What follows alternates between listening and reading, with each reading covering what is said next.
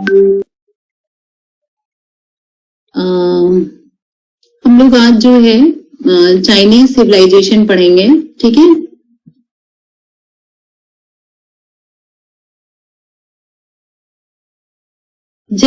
पहले जो हम लोगों ने पढ़ा है कि चीन की जो हम लोग की चाइनीज सिविलाइजेशन है, जैसे भारतीय थी, सुमेरियन थी और मिस्र की थी, जितनी प्राचीन वो है उतनी प्राचीन हमारी चाइनीज सिविलाइजेशन नहीं है। मतलब इन तीनों के बाद है आता है उसका नंबर। ऐसा हमें आर्कियोलॉजिकल एवं आर्कियोलॉजिकल एविडेंस से मिलता है और लिटरेरी एविडेंस से मिलता है कि इन तीन सभ्यताओं के बाद ही ये सभ्यता आई। हम लोग जो लाइन से पढ़ते आ रहे हैं इसीलिए ये लास्ट में है क्योंकि ये लेटर है, ठीक है। अब हम यहाँ पे बात करते हैं कि चीन पूर्वी एशिया का उस मतलब जैसे दक्षिणी एशिया का गुरु माना जाता है बेबीलोनिया को, और पश्चिमी एशिया का गुरु माना जाता है पश्चिमी एशिया का गुरु माना जाता है बेबीलोनिया को और दक्षिणी एशिया का गुरु माना जाता है भारत को। वैसे ही चीन जो है पूर्वी एशिया का गुरु माना जाता है।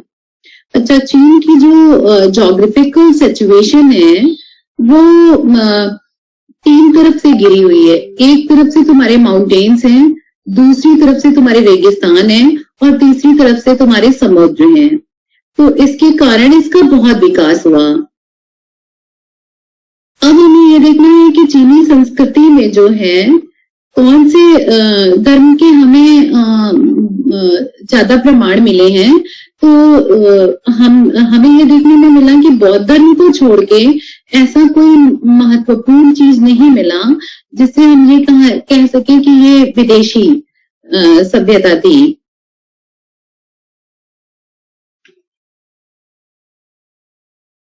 और ये लोग की जो ज्योग्राफिकल सिचुएशन थी उस सिचुएशन के कारण वो बहुत स्ट्रॉन्ग थे। कहीं भी आक्रमण का या किसी भी प्रकार का उनको डर भय नहीं था, इसलिए वो बहुत क्या कहेंगे गर्वीले या हिम्मती थे। तो इसलिए ये लोग अपने आप को जो है किसी से कम नहीं समझते थे उस समय भी, आज की भी सिचुएशन में देखो तो ये लोग जो है अपने आप को कहीं से भी कम नहीं समझते हैं। और इसके पीछे इनकी ज्योग्राफिकल सिचुएशन बहुत जिम्मेदार थी क्योंकि वो तीन तरफ से बहुत स्ट्रॉन्ग थे, ठीक है। अब चीन की सभ्यता जो है वो उसका जो हमें एविडेंस मिलना शुरू होता है वो 3 सेंचुरी बीसी से, 3री शताब्दी ईसा पूर्व से। ये छिन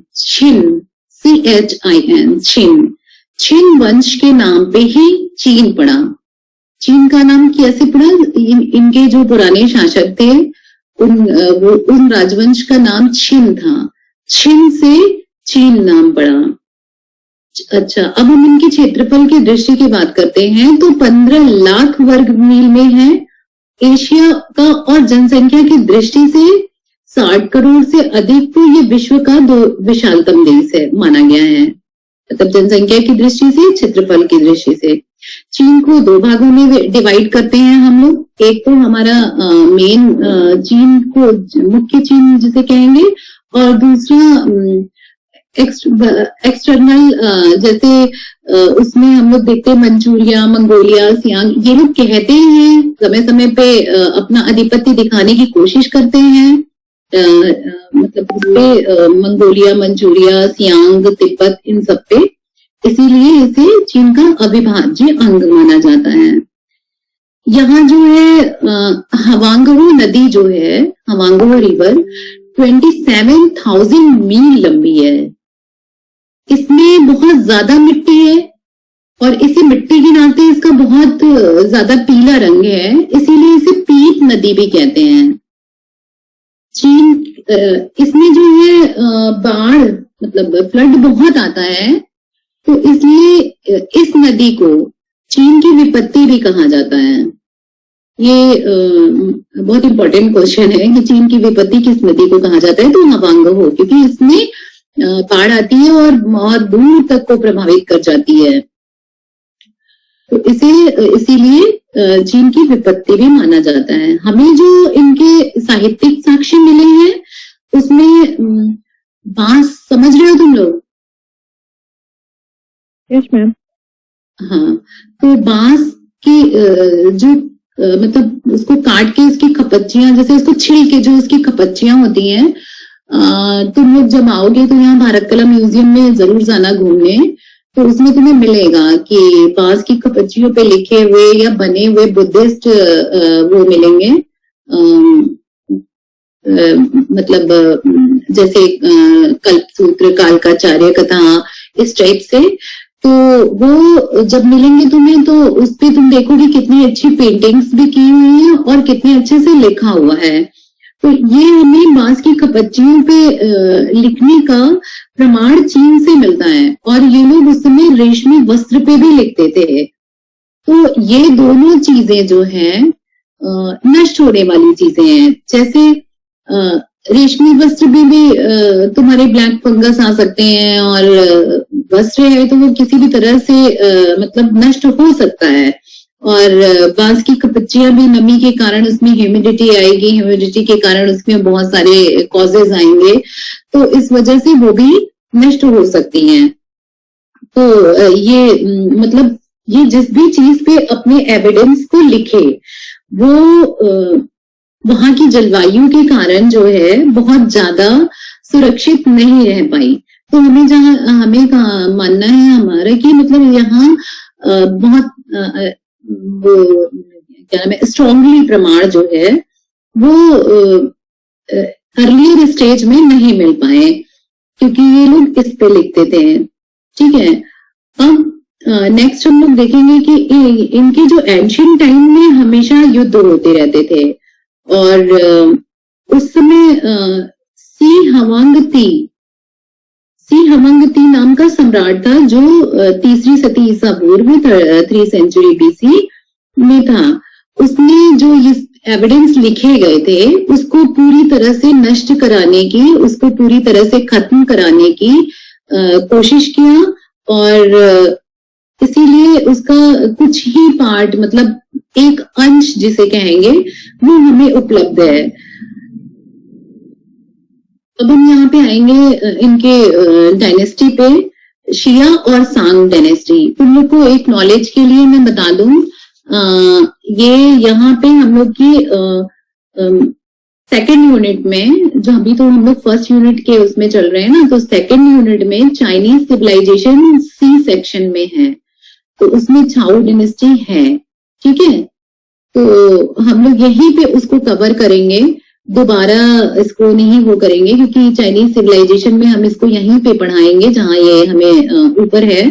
तुम लोग अभी देख लेना, सिलेबस तुम लोग के पास होगा जब, तो यूनिट सेकंड में सी में चाइनीज सिविलाइजेशन फिर रिपीट है।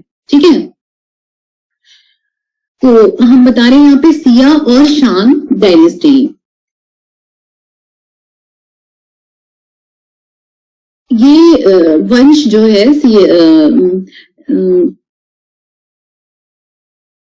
2205 से 1766 ईसा पूर्व तक माना जाता है, और इस वंश के जो राजा, जिसको माना जाता है कि जिसने इस वंश की स्थापना की थी, जो इस वंश का फाउंडर था, वो यूई था।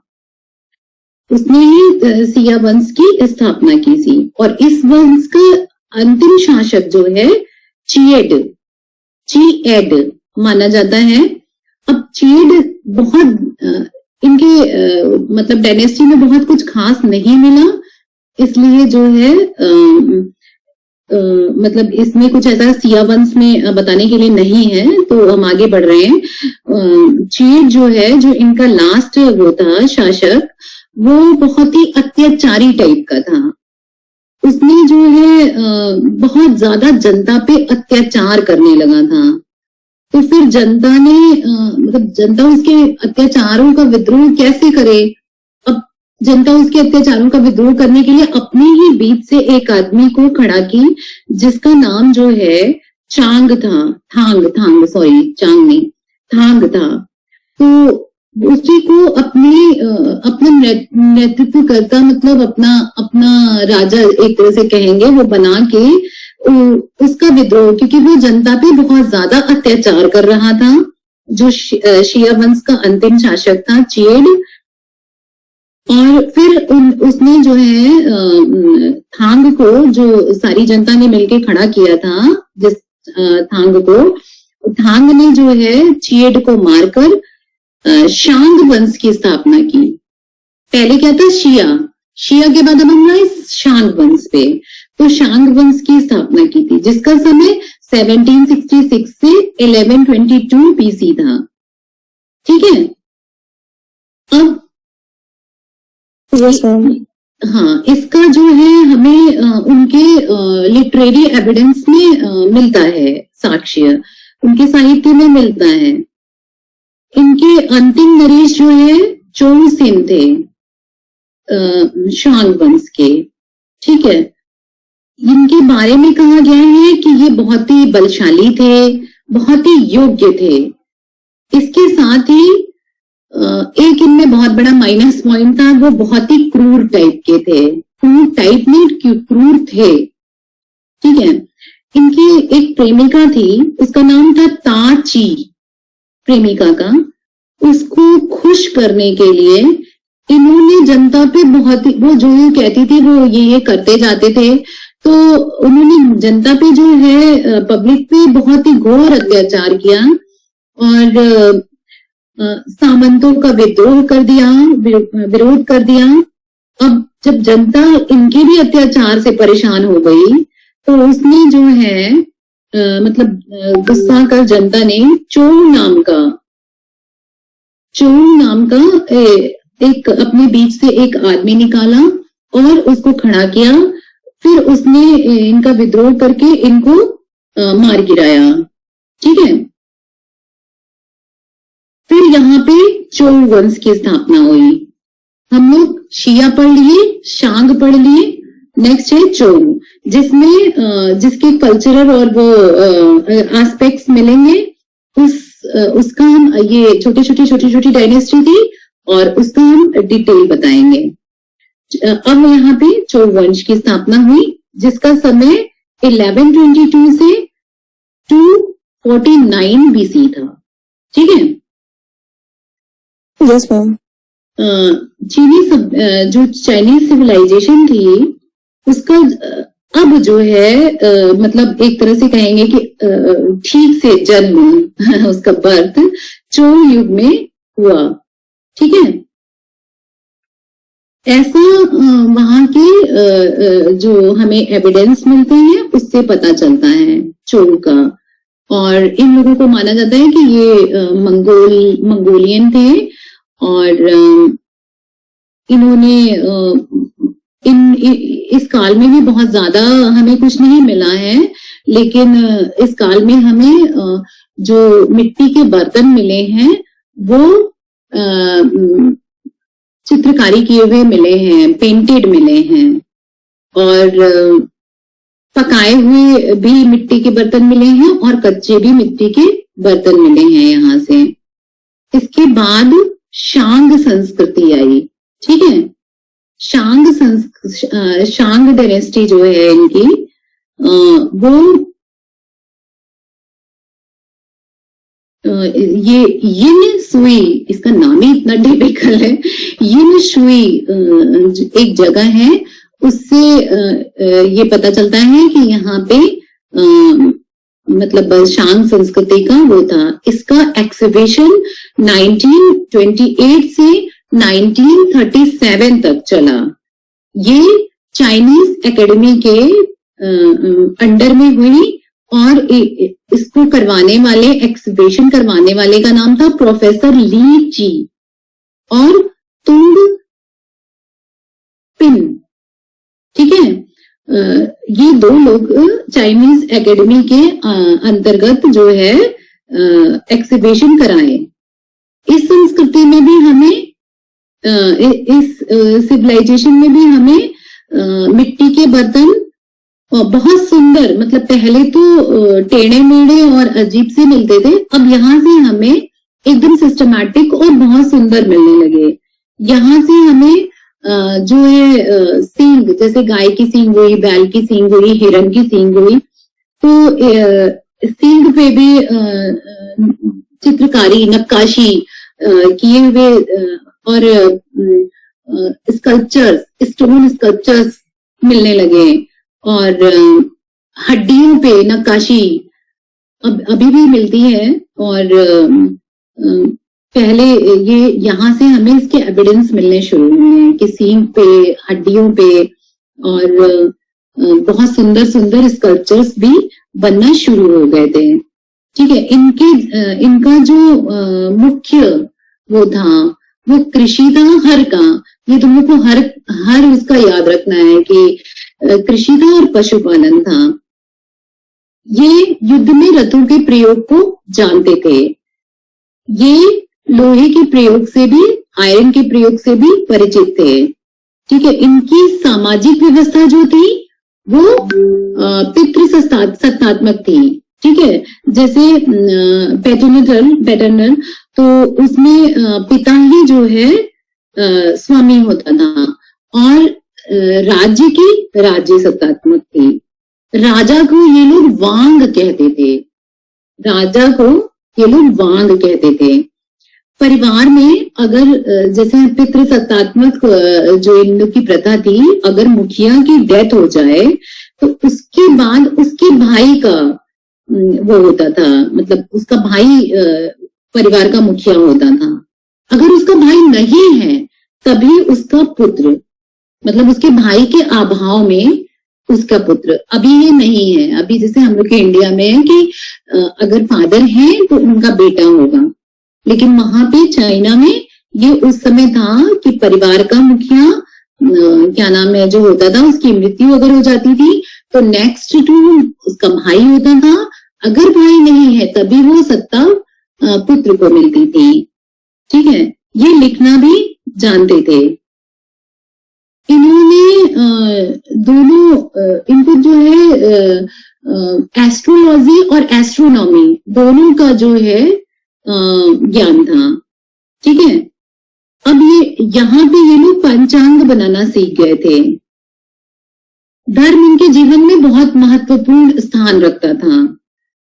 ये लोग भी आगे पीछे भी हम लोगों ने देखा है, और भी सिविलाइजेशन में यहाँ भी देखा कि ये लोग भी बहुत सारे देवी देवताओं को मानते थे। ठीक है, और ऐसा हमें कैसे पता चलता है? ऐसा उनके अस्थि पे, जो उनकी हड्डियां थी उस पे जो लिखे हुए हैं अभिलेख, उससे पता चलता है। ठीक है, और उसी से हमें इनके 30 लगभग 30 राजाओं के का ज्ञान हुआ, उसी अस्थि लेख से ही। अब हम लोग चाइनीज लिपि पढ़ेंगे। शांग युगीन, हम लोग शांग संस्कृति पढ़ रहे हैं, उसी में बता रही हूँ मैं। शांग युगीन जो है चीनियों की सबसे बड़ी जो सफलता थी वो थी इनके काल में लिपि का विकास हो चुका था। अब कैसे हुआ इसको कहना जो है बहुत कठिन है, बहुत सारे विवाद हैं कि क्या थी, कैसे थी, क्यों थी। ठीक है, चाइनीज लोग जो है वो इंस्क्रिप्शन की उनको कैसे आवश्यकता पड़ी? उनको इंस्क्रिप्शन की आवश्यकता जो है धार्मिक कारणों से पड़ी। वे अपने पूर्वज का जो है और देवताओं की, दोनों की उपासना करते थे, परंतु वो साथ में ये भी मानते थे कि जो मृत्यु लोक के प्राणी हैं उनकी आवाज नहीं सुन सकते हैं। उपासना करते थे देवता की और अपने पूर्वजों की, लेकिन उनका मानना था कि हमारी आवाज उन तक नहीं पहुंच सकती है। तो इसलिए ये लोग जो है जो भी कार्य करते थे उन तक पहुंचाने का वो लिख कर करते थे। जैसे कोई भी सामंत हो या सिपाही हो या मतलब कोई भी राजा के अंडर का हो, वो किसी काम से घर से बाहर जाता था तो या घर काम करके लौटता था, दोनों स्थिति में घर से बाहर जाता था या काम करके लौटता था, तो वो अपने जो उनके अपने पूर्वजों के मंदिर बने होते थे उसके बाहर वो लिख कर घोषणा करता था कि मैं इस काम से जा रहा हूं या मैं ये काम करके आया हूं। ये एक चीज हो गई। दूसरी चीज हो गई, जैसे मान लो मेरे और तुम्हारे बीच युद्ध हुआ, हम लोग दो पक्ष हो गए, एक पक्ष तुम हो गए, एक पक्ष हम हो गए, और हमें तुम्हारे से पैचअप करना है। ध्यान से सुनना, हमें तुमसे पैचअप करना है। हमसे तुम्हारा हमेशा युद्ध होता रहता है और हमें तुमसे पैचअप करना है। तो उस पैचअप को करने के लिए हम फिर एक संधि करते हैं, एग्रीमेंट करते हैं, ठीक है। तो उस एग्रीमेंट की ये लोग 3 कॉपी बनाते थे। पहली कॉपी मेरे पास हुई, हम एग्जाम्पल दे रहे हैं अपना तुम्हारा। पहली कॉपी मैंने रखी, दूसरी कॉपी तुमने रखी। अब तीसरी कॉपी का क्या हुआ?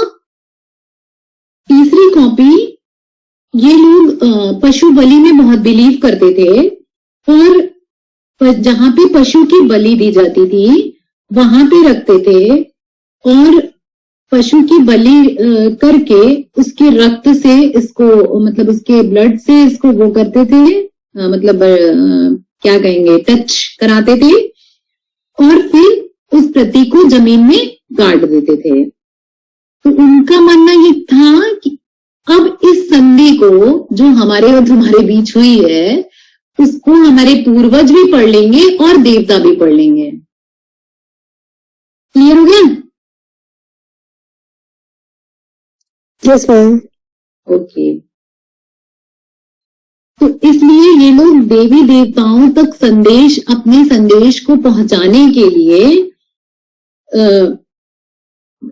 इंस्क्रिप्शन का आविष्कार किए, जिसे कहेंगे, ठीक है। अब जो है यहाँ पे हम लोग देखेंगे कि इनकी लिपि जो है कैसे कैसे बढ़ी। तो सबसे पहले ये लोग जो है अपने इंस्क्रिप्शन में पेड़ बनाते थे, सूर्य बनाते थे, पहाड़ बनाते थे, चांद बनाते थे, पक्षी बनाते थे। इससे ये लोग लिखकर अपने भाव को व्यक्त करते थे। ठीक, अब क्या हुआ? अब इनके भावों को व्यक्त करने में बिंदु का, बिंदी का, बिंदुओं का प्रयोग आने लगा।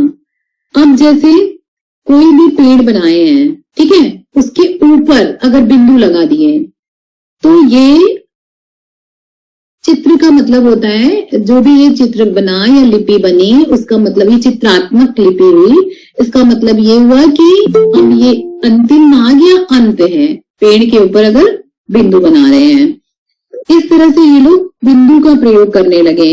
नीचे लगा दिए तो नीचे का भाग हो गया। फिर ये लोग फोनेटिक, मतलब ध्वनि बोधक, फोनेटिक चित्रों का भी प्रयोग, अपने सिंबल का प्रयोग उसमें करने लगे लिपि में। जैसे अगर हमें हमारी आवाज है तो आवाज टाइप का, जो ध्वनि टाइप का वो होता है, मतलब सिंबल, उसको बनाने लगे। तो इस तरह से इनकी लिपि का इस तरह से विकास हो गया। और आज भी इसीलिए, क्योंकि इनकी लिपि इसी तरह विकास होते होते ऐसे आई है, तो बहुत टिपिकल, चाइनीज लिपि को बहुत टिपिकल लिपि माना जाता है आज भी। इनकी जो लेखन सामग्री थी उसमें ब्रश और स्याही का यूज करते थे। ब्रश और स्याही का यूज करने में सबसे पहला एविडेंस जो मिला है हमें, छिन वंश 221 से 206 बीसी। उसके पहले जो है ये लोग लकड़ी, बांस, मैंने बताया है, हाथी दांत, इस पर खरोच कर लिखते थे। मतलब स्याही से लिखने से पहले ये लोग लकड़ी पे, बांस पे और हाथी दांत पे खरोच के लिखते थे। लेकिन फिर धीरे धीरे धीरे धीरे धीरे धीरे इनको जब ज्ञान होता गया तो ये लोग रेशमी वस्त्र पे भी लिखना शुरू कर दिए, और अन्य चीजों पे भी लिखना शुरू कर दिए। ठीक है, अब हम लोग यहाँ पे पढ़ेंगे छौ डायनेस्टी। ठीक है, चोल डायनेस्टी, यही डायनेस्टी को मैं बता रही थी कि यूनिट सेकंड के सी पार्ट में है। इस डायनेस्टी की जो फाउंडर माने गए हैं। 1122 पे मतलब एग्जैक्टली नहीं, अप्रोक्सीमेट है, 1050 बीसी वू वांग ने इसकी स्थापना की थी। चोल जो है ये वेई नदी घाटी का एक राज्य था। वेई नदी घाटी थी, उसका एक राज्य था। ये जो है चीन की जो है पश्चिमी सीमा का था, इसीलिए वू वांग को पश्चिमी का नरेश भी कहा जाता है। पश्चिमी नहीं, पश्चिम का नरेश भी कहा जाता है। सांस्कृतिक और जातीय दृष्टि से चोल चीनियों से कुछ मामले में जो है भिन्न थे।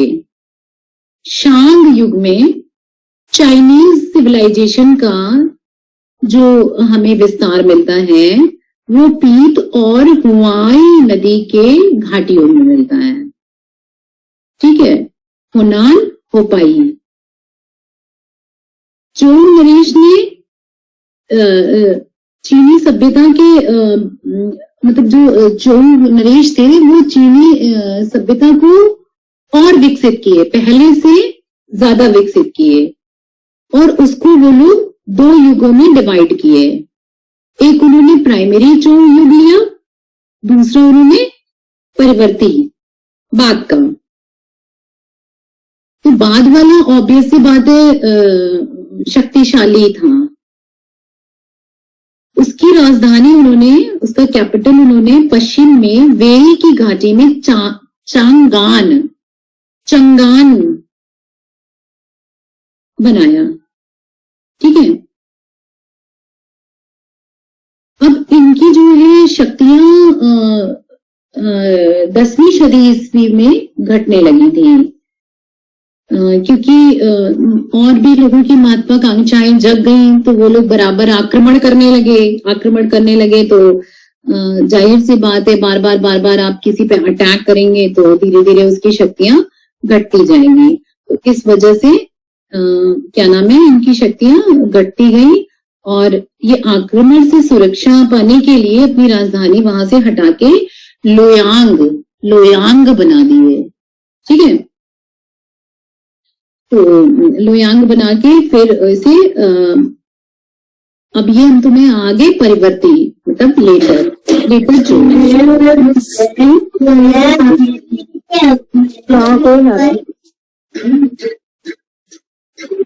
Mute your mike please.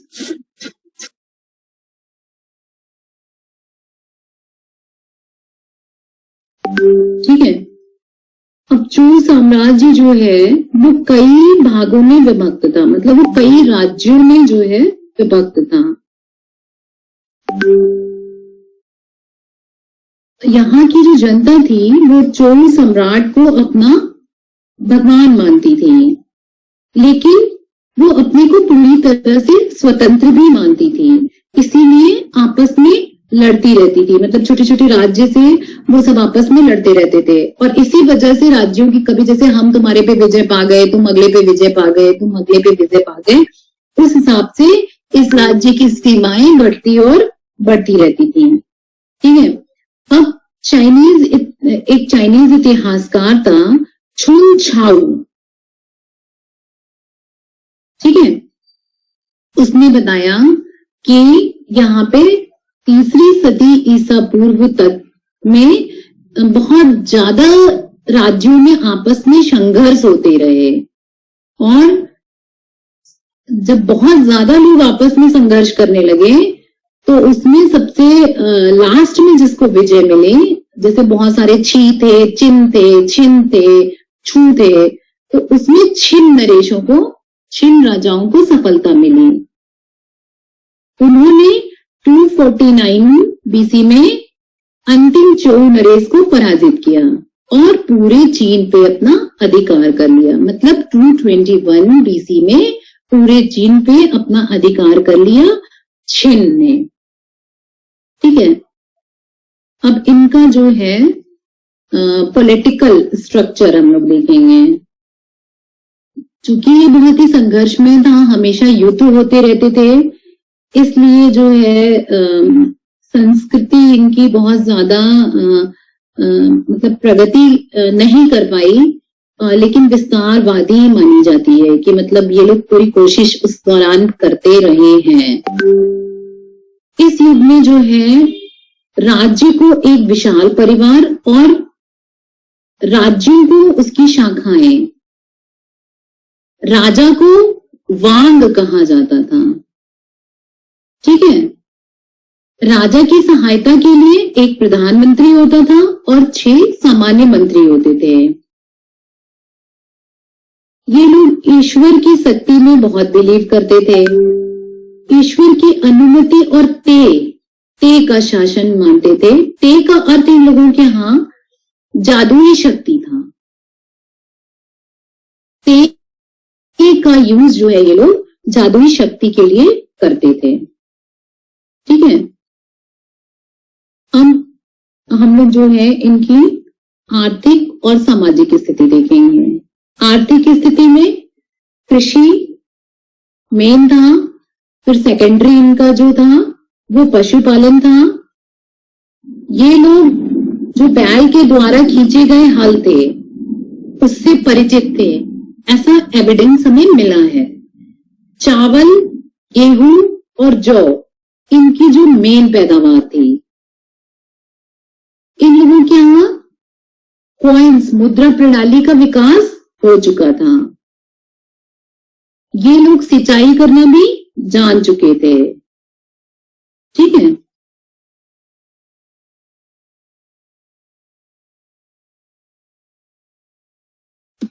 अब हम लोग मतलब रेशम इनका जो है बहुत विश्व प्रसिद्ध उद्योग में आता था। व्यापार जो था वो उसमें रेशम उद्योग जो है इनका, ऐसे तो नमक, अनाज, घोड़े, पशु, ये सारे लोग जो है ये सभी का ये लोग व्यापार करते थे, आयात निर्यात करते थे।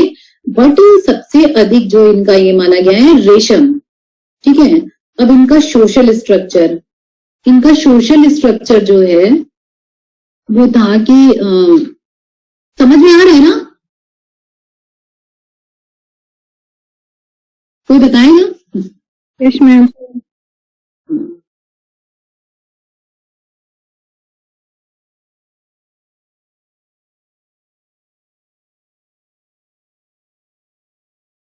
इनकी ये शादियां और कोई भी किसी भी तरह का जो उत्सव होता था या त्योहार होता था वो बसंत ऋतु में ज्यादातर मनाया जाता था, ठीक है। इनके यहाँ के जो उच्च वर्गीय लोग थे उन लोगों का जीवन था वो किसानों के जीवन से थोड़ा सा अलग था। उच्च वर्ग के सदस्य या तो छोटे जागीरदार होते थे या सामंत होते थे, या इसके अलावा राज कर्मचारी, लिपिक और ज्योतिषी भी होते थे, ठीक है। ये बहुत सारे कुलों में डिवाइड थे। हर कुल की अपनी काल्पनिक पूजा होती थी, अपनी काल्पनिक कोई देवता होता था, ठीक है, अपना कोई राजा होता था हर कुल का। अभी भी है ऐसा, ये तुम लोग को पता होगा। जैसे सबका अपना कुल देवता अलग होगा, पता है ना? क्या किए तुम लोग, चले गए क्या कहीं? हाँ, रिस्पॉन्स तो करो। जैसे हर कल्चर में जैसे मेरा अपना कुल देवता अलग होगा तो तुम्हारा भी अपना कुल देवता अलग होगा ना? Yes, ma'am. हाँ, तो वही मैं बता रही हूँ कि क्या नाम है, इनके यहाँ भी हर कुल का अपना अलग देवता होता था, अपने योद्धा होते थे, अपने राजा होते थे, ठीक है। एक ही कुल में युवक युवतियों का विवाह जो है नहीं माना जाता था, वर्जित था, ठीक है। अब परिवार मैंने बता दिया था कि पितृसत्तात्मक था, और परिवार में अगर भाई नहीं है तभी पुत्र को वो मिलता था। अच्छा, यहाँ पे इन लोगों को उपपत्नियां मतलब अपनी वाइफ के अलावा भी और रखने की प्रथा थी। बच्चे के जन्मदिन के अनुसार ही उसे भाग्यशाली और अभाग्यशाली माना जाता था। ठीक है, बहुत से माता पिता अशुभ दिन पर उत्पन्न हुए पुत्र को त्याग देते थे। तो ये हो गया इनका सोशल स्ट्रक्चर। अब हम लोग इनकी कला और साहित्य के बारे में देखेंगे।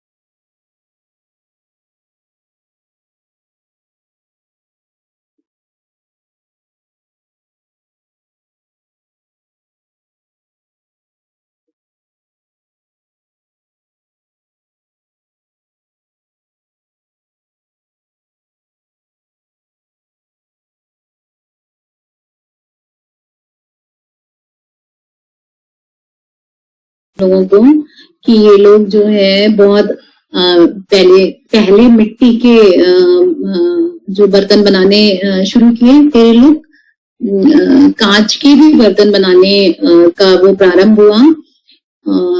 अभी जैसे तुम लोग एक एग्जाम्पल देते हैं तुम लोगों को, जैसे कोई कप लेने जाओगी तो लोग बोलते हैं ना बोन चाइना का है ना।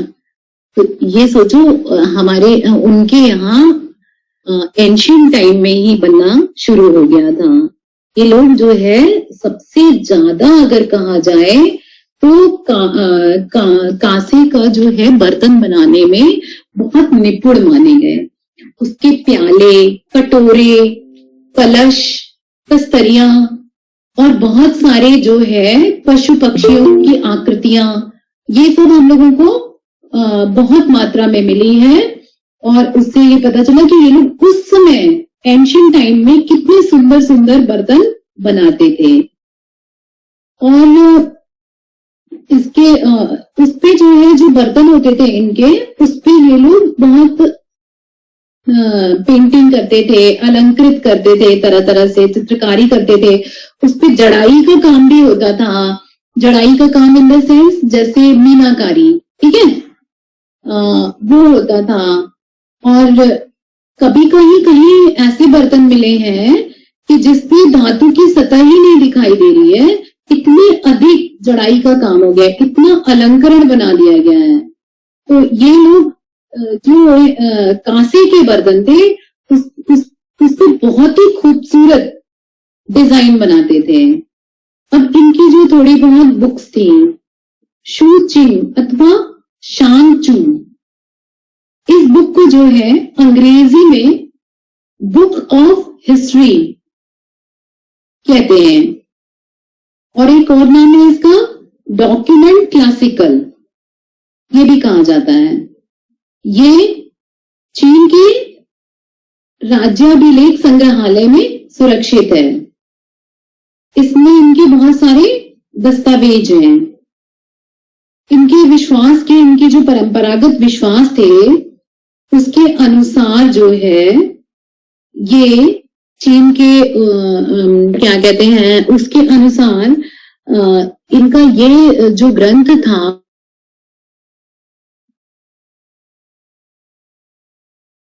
तो ये लोग जो है पुजारियों का यहाँ पे इनका अलग वर्ग नहीं था। ठीक है, ये लोग ज्योतिषी में बिलीव करते थे, ये लोग अनुष्ठान करते थे, और बता ही दिया मैंने देवताओं की खुश करने के लिए ये लोग नर बलि भी देते थे और पशु बलि भी देते थे। ठीक, ये चाइनीज का हम लोग ये पूरा पार्ट जो है कवर कर लिए हैं।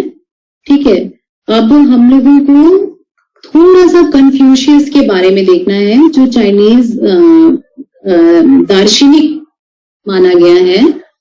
तो आई थिंक ये मैं कल बताऊंगी तुम लोग को। मिनोन्स एंड माइसीनियन सिविलाइजेशन, इन दो के साथ कन्फ्यूशियस के बारे में मैं कल बताऊंगी। ठीक है, समझ में आया आज का कि नहीं समझ में आया? बस इतना पूछना है। हाँ, तो आलोक जी हैं हमारे जी। क्या बेटा? आप बुलाएं और हम यहीं सामने ही तो हैं। अच्छा अच्छा, तो मैं अब नेक्स्ट कल लूंगी और कल का टाइम मेरा चेंज रहेगा। कल का टाइम मॉर्निंग अगर आलोक जी आप बता दीजिएगा, ठीक है? 11 मैं बजे इधर सुबह 11 बजे भी ले सकते हैं आप क्लास। हाँ 11 बजे ही हमको सूट करेगा कल। ठीक है ma'am, okay, thank you. Okay okay, bye बेटा।